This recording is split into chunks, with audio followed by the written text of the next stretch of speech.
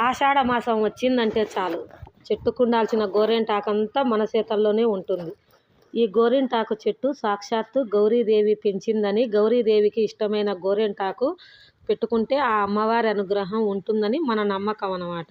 అసలు ఈ ఆషాఢ మాసంలోని ఈ గోరింటాకు ఎందుకు పెట్టుకుంటారంటే దానికి ఒక చిన్న కథ ఉంది. అదేంటంటే గౌరీదేవి తన చిన్నప్పుడు తన స్నేహితులతో కలిసి ఆటలాడుకుంటూ ఉంటే తను రజస్వల అవుతుంది. అప్పుడు గౌరీదేవి యొక్క రక్తపు చుక్క నేల మీద పడగానే ఒక మొక్క పుడుతుంది. ఆ వింతను చూసిన గౌరీదేవి స్నేహితులు పరిగెత్తుకుంటూ పోయి గౌరీదేవి తండ్రి అయిన పర్వతరాజుకు ఈ విషయం చెప్తారన్నమాట. అప్పుడు పర్వతరాజు తన సతీమణితో వచ్చి ఆ మొక్కను చూసేసరికి ఆ మొక్క పెరిగి పెద్దదవుతుంది.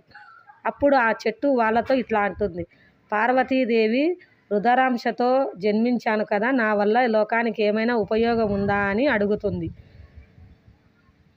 అంతలోనే గౌరీదేవి చిన్నపిల్ల చేష్టలతో ఆ చెట్టు ఆకును కోయగానే తన చేతి వేలు ఎర్రగా అవుతాయన్నమాట. అది చూసిన పర్వతరాజు దంపతులు ఇద్దరు చేయి ఇలా కందిపోయింది ఏంటబ్బా అని కంగారు పడతారు. ఇంతలో గౌరీదేవి తనకు ఎలాంటి హాని జరగలేదు అని చెప్తూ ఈ రంగు చాలా బాగుంది అని చెప్తుంది. అప్పటి నుండి స్త్రీలకు సౌభాగ్య చిహ్నంగా ఈ గోరింటాకు ఉంటుంది అని చెప్పి గోరింటాకు చెట్టుకు వరం ఇస్తారు. అప్పటి నుండి స్త్రీలు ఎంతో ఇష్టంగా ఈ గోరింటాకు పెట్టుకుంటారు. నేనైతే ఈ గోరింటాకు పెట్టుకున్నాను. మీరు కూడా గోరింటాకు పెట్టుకోండి. ఈ వీడియో కనుక నచ్చినట్లయితే లైక్ చేయండి, సబ్స్క్రైబ్ చేయండి. Thank you for watching. Bye.